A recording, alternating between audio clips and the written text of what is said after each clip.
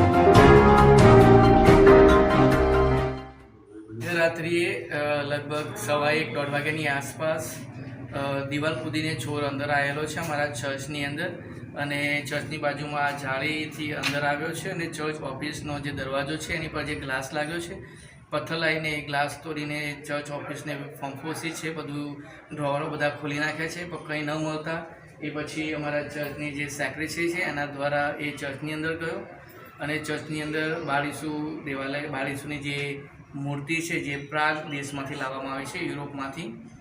એ મૂર્તિ સોનાની એક ચેન પણ હતી, કદાચ 1.5 તોલાની એ ચેન અને મૂર્તિને પણ એ ચોરાવીને લઈ ગયો છે. કેટલા મુદ્દે માલનો ચોરી થઈ છે? હવે એ મૂર્તિ ખાસી એક્સપેન્સિવ હતી અને સોનાની 1.5 તોલાની ચેન છે, એટલે તમે વિચારી શકો અત્યારે સોનાનો ભાવ કેટલો છે. 1.5 તોલાની ચેન હતી તો એ પ્રમાણે 1.5-2 તોલાની ચેન તો લગભગ હશે, કારણ કે મૂર્તિની હાઈટ આટલી છે તો એ પ્રમાણે એની ચેન ખાસી આટલી લાંબી હતી, તો લગભગ 1.5-2 તોલાની તો હશે. મિનિમમ 3-4 લાખ મુદ્દા માલની ચોરી થઈ એવું કહી શકાય. એ તો ખાલી સોનું, પણ મૂર્તિ તો ખાસી મોંઘી હશે, કારણ કે વિદેશથી આવેલી છે. ઓકે.